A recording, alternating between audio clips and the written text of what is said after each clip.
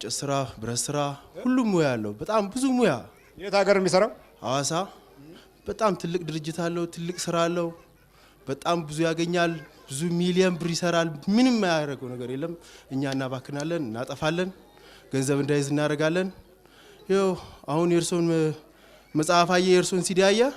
በቃ አንድ ወር ንስሐ ገባ፣ ሱባኤ ገባ። ወደዚህ የበረረ መጣ። 3 ጊዜ መጣ፣ 3 ጊዜ መለስኩት። ከዚህ 3 ጊዜ መለስኩት። ምን ይሰራል? መንበር ይሰራል። ምንም በቃ የማይሰራው ሙያ የተባለ ነገር የማይሰራው ነገር የለም። ያየው የዘናው የነካው ነገር ሁሉ ገንዘብ ነው። ገንዘብ እንዳለ ገንዘብ። እኛ በዚህ ምን ወስዳለን? የሰራው የገንዘቡ ቁጥር አያውቀውም። ምን ታደርገዋለህ? ገንዘቡን ለዛም እናበድራለን፣ ለዛም በሱስም እናጠፋለን፣ እንዲቅም እናደርጋለን። ለቤተሰቦቼ ይላል፣ ለወንድሞቼ ይላል። ወንድሞቹ ለማሳደግ ይሮጣል። ወንድሞቹን አሁን በቃ እዚህ ከመጣ በኋላ ንስሐ አስገባቸው። አንደኛውን ወሎ አርሴማ ላከው። እሱ አርሴማ ሄዶ ንስሐ ገባ። በቃ በዚህ እያደረገ ሲያቃጥለኝ ሉጣ ብዬ መጣሁ አይደል? ስንት ናችሁ? 20 ሰይጣን። በምንድን ነው የገባው? በመተት፣ በድግምት፣ በአስማት። በቃ በዚህ ነው። ስንት ናችሁ ጠቅላላ? 20። ስንት አመታችሁ ነው ከገባችሁ? 15 አመት። ምን ያህል ብር አጠፋችሁበት? 20 ሚሊዮን ይሆናል ያጠፋችሁ? ዝም ብሎ ማጥፋት ነው። በቃ በቀን የሚያገኘው ብር 10 ሺህ 20 ሺህ ያገኛል። ጨረታ ይጨርታል። የማይሰራው ስራ የለም። በቃ ብዙ ነገር ያገኛል። ምን ሰርቷል እሱ?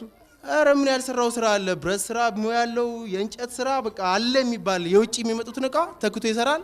በአሁን ሰዓት በአገር ደረጃ በማህበር 2ኛ ደረጃ ነው የወጣው በኢትዮጵያ።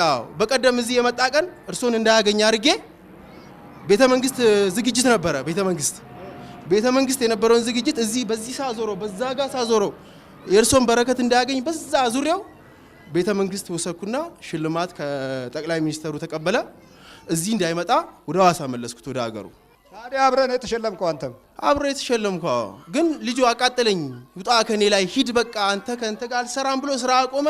ሰራተኞች አባረረ። ይሄን ካወቀ ጊዜ ጀምሮ ሰራተኞችን እንዳለ አባረረና ይሄንን ከሚሸኝ ድረስ ስራ አልሰራም፣ ምንም አልፈልግም ብሎ ወንድሞቹን ሰብስቦ ግማሹን ሱባኤ፣ ግማሹን ንስሐ፣ ግማሹን ቤተክርስቲያን ሂዱ እያለ እየጨቀጨቀ መጽሐፍ እየገዛ እየሰጣቸው አሁን እስኪሸኝ ድረስ። በምግብ ነው የገባ? በምንድን ነው? በምግብ፣ በልብስ፣ በጫት። በጫትም እንዲያስቀሙት አድርጌ በዘመዶቹ አድርጌ እንዲሰጡ አደረኩ። በጫት? የጫቱ ምን አድርጌ ተባልክ? ገንዘቡን በጫት እንዲያጠፋ፣ በሱስ እንዲያጠፋ፣ ለሰው እንዲሰጥ፣ ለራሱ እንዲያይዝ። እሺ። በልብስ የገባው?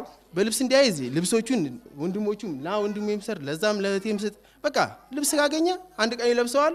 ለፕሮግራም ሲመጣ ገዝቶ 3000 4000 ይገዛና ሲመለስ የሚወስደውን አያውቅም። ሰራተኛም ይወስዳል። በምግብ የገባውስ ምን አድርጌ ተባልክ? ምግብ የገባ በቃ ዝም ብሎ እንዲበላ በገንዘብ በየሆቴሉ ትልልቅ ሆቴል አለ የሚባል ሪዞርት ይሄዳል። ኢንተርናሽናል ሆቴሎች እየሄዱ ከጓደኞቹ ጋር ይገባበዛል። በዛ ገንዘቡን 3000 5000 ላይ ያገኘው እንዲያጠፋ። ይሄ ነው በቃ ዓላማ። በቃ ይሄ ነው ዓላማችን። ገንዘብ፣ ማዕረግ እና ከፍታ ያለበት ቦታ ላይ እነዚህ አጥፊዎች በከፍተኛ ሁኔታ ትኩረት የሚሰጡበት እና እንደ አንድ ትልቅ ጀብዱ የሚቆጥርበት ቦታ ነው። ስለዚህ ይኸው እንዲህ አይነት ነው። ነቃ ብለህ ስትራመድ የምትጨነግፍበትን መንገድ ይፈልጋሉ። ይኸው ማንም እንዳያስታችሁ እኮ ነው ያለው። ይሄ ተራው አሳች ሆኖ እንደሚኖር ነው የሚነግረን መጽሐፍ ቅዱስ። ይሄ ደብረ ዘይት ትምህርት ይሄ ነው። በቃ ማንም እንዳያስታችሁ። የማይረባው ሰው አጥፊና አውዳሚ ሆኖ ከኋላ ይከተላል። እድሉ የተበላሸበት ያንተን እድል ያበላሻል። በእርግማን ተወልዶ ያንተ ኑሮና ጊዜ እርግማን የመጣበት እንዲሆን ያደርጋል። እሺ አሁን ትሄዳላችሁ? እሄዳለሁ። ምን ያህል ብር አጠፋችሁ? ኧረ ብዙ ወደ 20 ሚሊዮን ብር ይሆናል ቢያንስ። በጣም ያገኛል። የመካኒክ ሙያ ያለው፣ የብረታ ብረት ሙያ የሌለው ጥግ ድረስ የለም። የእንጨት ሙያ የሌለው ድረስ የውጪ ኤክስፖርት። አንተ ሰይጣኑ ምን አገባህ ታዲያ? እንዴት አገባንም? እየተላክን በመተት በድግምት በምን እየተላክን ሰው እየቀናበት ጓደኞች እየቀኑበት ያየ ሁሉ ይቀርበዋል። በሳምንት ይቀናበታል። ከዛ በኋላ ሄዶ የሚያደርገውን አቅም አሁን ለዚህ ቤተ መቅደስ እሰራለሁ ብሏል። አዎ ይሰራል። በዛውም ደግሞ ለ3 ነው የተሳለው። ለዚህ ቤተ ክርስቲያን ለዚህ ተሳለ፣ ለማምላክ እዛ ታቦቷ መንበር ፊት ተሳለ፣ ለስላሴዎች ተሳለ። ከ250 ሺህ ብር የፈለገውን ይሰራል። የሚገርም ነው የሚሰራው። በቃ ያልታየ ኢትዮጵያ ውስጥ አልተሰራም። የሐዋሳውን ገብርኤል እነሱ ናቸው አብሮ የሰሩት። ይሄ የሐዋሳ ገብርኤልን መንበሩን አዎ፣ አሁን ከሱ የበለጠ ሊሰራ በጣም የሚገርም አሁን ንስሐ ሱባኤ ከገባ በኋላ በቃ እነዚህን ስዕሎች ያያል። እዛ ላይ እንዴት እንደሚያስቀምጣቸው፣ እንዴት እንደሚፈለፍላቸው፣ እንዴት በሰራተኛ እንደሚሰራቸው የታቦቱን ዙፋን የሚሸከሙትን የአንበሳውን ስዕል እንዴት እንደሚቀርጻቸው እያሰበ ነው። በቃ ለእግዚአብሔር ምን አሁን መካሻ ምን ማድረግ እንዳለብኝ እያለ በቃ እንቅልፍ የለም። ከዚህ እዚህ መጥቶ መጽሐፉን ካነበበ ፊልሞቹን ካየ በኋላ ስራ አቆመ። ይሄንን ሳላደርግ አልሰራም ብሎ ተሟገተን እኮ ምንም። ታዲያ ምን ይሻላል? አሁንማ እሱም እያቃጠለን ሱባኤ እየገባ ወንድሞቹ እየጸለዩ ቤተሰቦቹ እየጸለዩ መሄድ ነው። መልቀቅ ሽቧጥ ነው ከሰውነቱ ከቁጣ ምኑ ላይ ነው ያለው? አይኒ ላይ፣ አፍ ላይ፣ ጀርባ ላይ፣ ትከሻው ላይ፣ ጉልበቱ ላይ ውጣ ቀጠቅላለሁ። እሺ አፍ ላይ ውጣ በኢየሱስ ክርስቶስ ስም በስላሴ ስም በወላዲተ አምላክ ስም በቅዱስ ሚካኤል ስም በቅዱስ ገብርኤል ስም ወደ ሲኦል እንገባለን። ቶሎ ስራት ነው ተልበት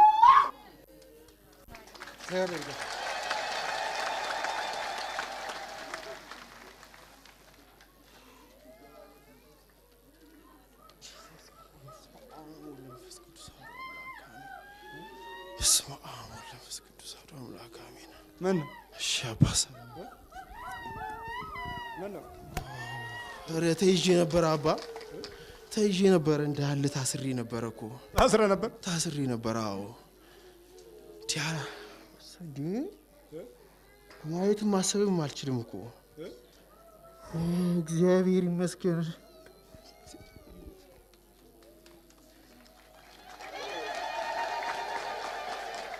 እግዚአብሔር ይመስገን። ማየትም ማሰብም አልችልም ነው። አዎ በቃ ዝም ብሎ ብን በዚህ ሄድ ይሄን ስራ ያን አትስራ ይሄን ልቀቅ በቃ ያለ ምንም ነገር አባ ምን ይዘው የሚጨብጠው አላውቅም።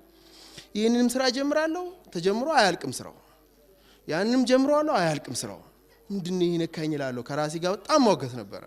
ግን የእርሶን ፊልም ካየው በኋላ ይሄ ነገር ሚስጥር እንዳለው ያወኩኝ መጣው። አንደኛው መጽሐፍ አነበብኩ፣ ሁለተኛው መጽሐፍ አስጣለኝ። ወደ 74 የከልኬሉስ መንፈስ የሚለው ላይ እዛ ስደርስ አስጣለኝ። ከዛ በኋላ ይሄ መጽሐፍ ያየሁት ሌላ መጽሐፍ ገዛለሁ ደርብበታለሁ፣ ሌላ ገዛ ደርብበታለሁ። መጨረሻ ላይ ለምንድን ነው ብዬ ሱባኤ ልግባ ብዬ ሱባኤ ያሰብኩና አርሴማ ይርጋለም የሚባል ሄድኩኝ። ከዛው ምን እንደሆነ አላቅም የእርሱ መጽሐፍ ከኋላዬ ነው ሌላ እየጸለይኩኝ። ከዛ ሂድ አንሳው የሚል ነገር ይሰማኛል። ከዛው አንስቼ ልክ የከልኬሉስ የመቃብር ላይ አፈር የሚለውን እሱን ማንበብ ሲጀምር እንባዬ እርግፍ ማለት ጀመረ። በቃ ከዛው በዛው ወጣው። ቀጥታ ማክሰኞ መጣው ወደዚህ፣ ዓርብ ዕለት ቅዳሜ እዚህ ከነሱ ጋር ለመንበር ስለት በፊትም እዚህ ነበር ተሰይዬ ሄድኩት ስለቱን መጀመሪያ የመጣው ጊዜ። ከዛው ከነሱ ጋር ተደዋወልኩኝ። ከነሱ ጋር ተደዋዊ መንበር የት ሰርታል? መንበር ለገብርኤል ሰርቻለሁ። የት ገብርኤል?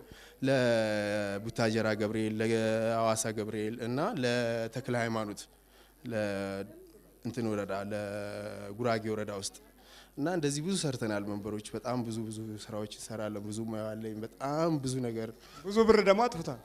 አዎ በጣም ቁጥሩን አላውቀውም እኔ ራሴ። ይሄንን ግን ልክ እንደሆነ ነው የማስበው።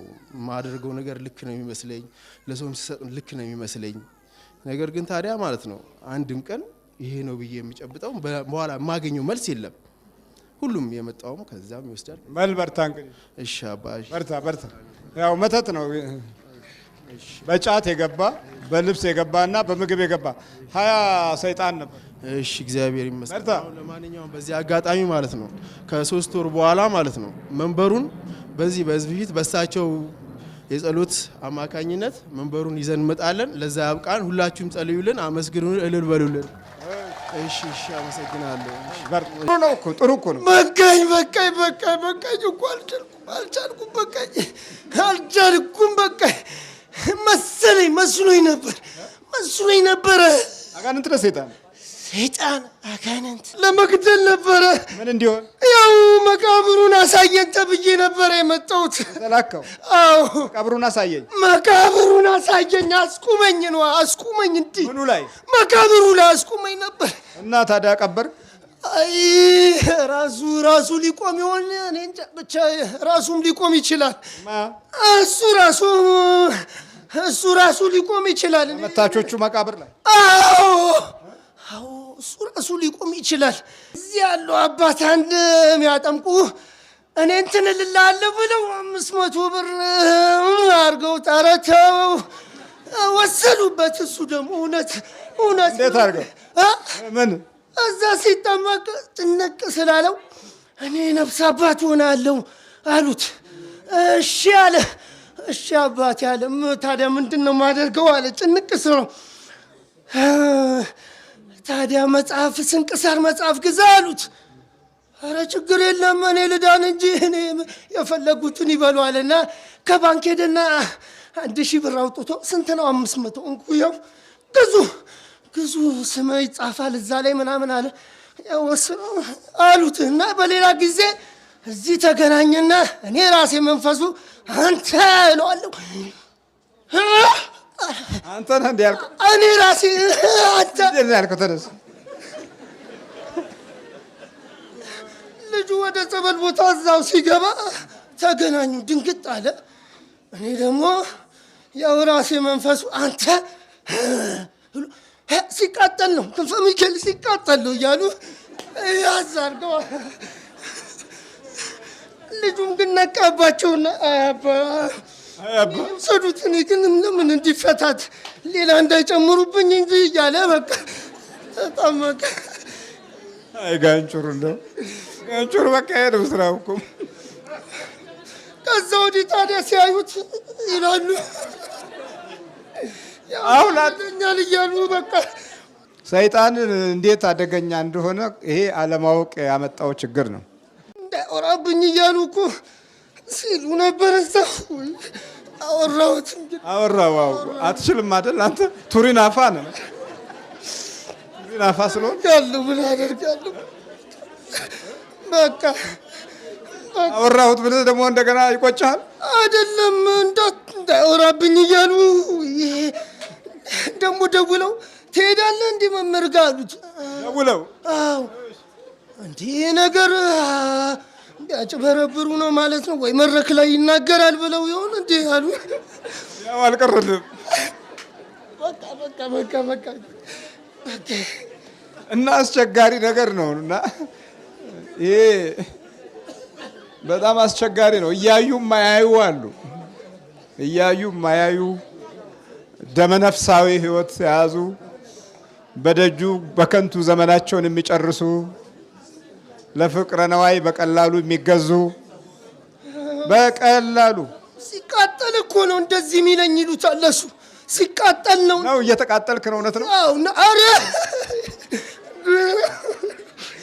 አይደለም ለሱ ግን ሲቃጠል ነው እንዲህ የሚለኝ። እሺ ክንፈ ሚካኤል አይዞ በርታ ይሉታል። ያው እያወቀ በቃ እሺ አረ ይውሰዱት። እኔ ምን ደግሞ አዎ የጀርባው የወደፊቱ ብዙ ራዕይ ስላለ እሱን ይውሰዱት። ችግር የለም አለ። አይ እቺ ገንዘብ ግን ለሁለት ጌቶች መገዛት አትችሉም ነው የሚለው ቃሉ። ወይ አንዱን ይጠላል ወይ አንዱን ይወዳል፣ ወይ ወደ አንዱ ይጠጋል ወይ ከአንዱ ይሸሻል ነው። ስለዚህ ለጌታና ለገንዘብ መገዛት አትችሉም ይላል። ነገሩ ደግሞ እንዲህ አይነት ሰዎች ነው የኛ ሰው የሚወደው። እቺ ላፍ የሚያደርገውን በጣም ይወዳል። በቃ ይስማማናል። ያ ለምን መንፈሳችንና መንፈሱ አንድ ይሆናል። የመንፈስ መስማማት የዘመናችንን ትውልድ ብዙ ነገሮች አበላሽቶበታል። እናንተም ብርክክ በልቧጥ ነው ተከሰው ነው ፈተን በኢየሱስ ክርስቶስ ስም በቅዱስ ሚካኤል ስም በወላዲተ አምላክ ስም በቅዱስ ገብርኤል ስም ሲኦል እገባለሁ። በቅዱስ እስጢፋኖስ ስም ሲኦል ታስረናል። ቶሎ ሰባት ይጭኑት።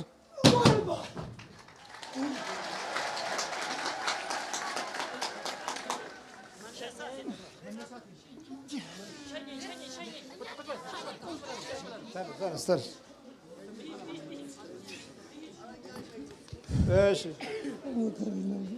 ተነስ በርታ። ምን በርታ ታዲያ ገና መንቃትህ እኮ ነው። በርታ። ማነው ስም? ክንፈ ሚካኤል። ክንፈ ሚካኤል። እሺ በረታሽ ማለት ነው። እግዚአብሔር የተመሰገነ ይሁን። ቅጥቀጣው እንዴት? ያው ቤት ውስጥ ያለ ነው። እናት ወንድም ሆነን አንድ ላይ ሆነን ነው በቃ በመቁጠሪያ ያው እያልን እየጸለይን፣ ግን አልፎ አልፎ ያው ያናደኛል፣ ያበሳጨኛል። በቃ የሆነ አንዳንዴ ተስፋ መቁረጥ ምናምን እንደዚህ ይመጣል አይደለ? አዎ 500 ብር እንዴት ነው?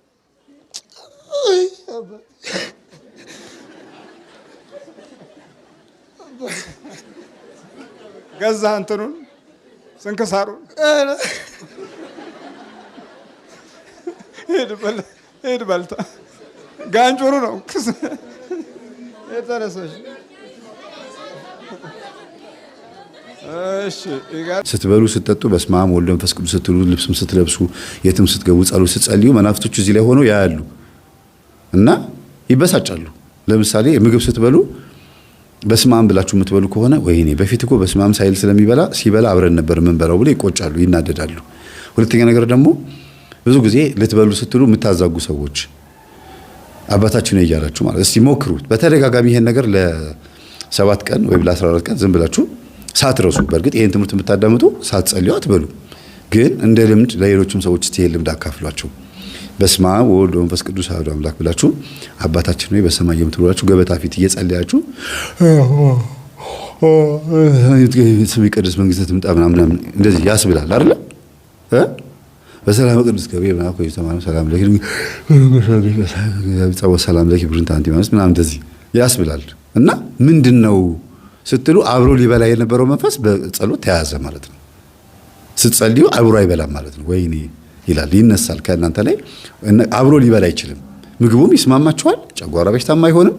ምግቡም ይስማማችኋል ለአካላችሁ፣ ለሰውነታችሁ ለጥጋብ ሳይሆን ለስግደትና ለቁመተ ስጋ ያክል ወይም ደግሞ እንደ እግዚአብሔር ለማመስገን ያክል ይሆንላችኋል ማለት ነው። አለበለዚያ የምትበሉት ምግብ ዝም ብሎ ግብስብሱ ይገባል። ፊታችሁ ቆንጆ ሆኖ አምሮበታል፣ ነፍሳችሁ ደግሞ ጥቁር ሆናለች። ከሃይማኖት ርቃ ሮብና ዓርብ ተበልቶ ጾማው ተቆርጦ ጠጁ ተጨልጦ ይባላል አባቶቻችን። እንደፈለጉ ይበላሉ። የሚገርም ሲዩት የሆነ ከረባትና ሱፍ ያደርጋሉ። የሚያማምር ልብስ ይለብሳሉ። ድንቡሽቡሽ ብሎ የሚያማምሩ ወንዶች አይታቸው፣ ሴቶቹ ደግሞ ቆንጆ የሚያማምሩ አለባበስ ሴክሬታሪ ቆንጆ ቀሚስ ያደርጋሉ። ጥፍራቸው ምናምናቸው ተቀባብቶ በቃ የሚያማምሩ ናቸው። ግን ስጋቸው ነው የሚያምረው። ነፍሳቸው ላይ ስትመጡ ወይም ነፍስ ላይ ስትመጡ የለም። ስለዚህ ባርከን በምንበላበት ሰዓት የተመጣጠነ የሆነ ሰውነት ይኖረናል። ለምን? ለስግደት እንነሳሳለን። ውፍረታችንም ከመጠን በላይ አይሆንም። አያችሁ። ስለዚህ የራሱን የቻለ ስግደት ትልቅ ጥቅም አለው። ጸሎት ትልቅ ጥቅም አለው። ባርኮ መብላት ትልቅ ጥቅም አለው።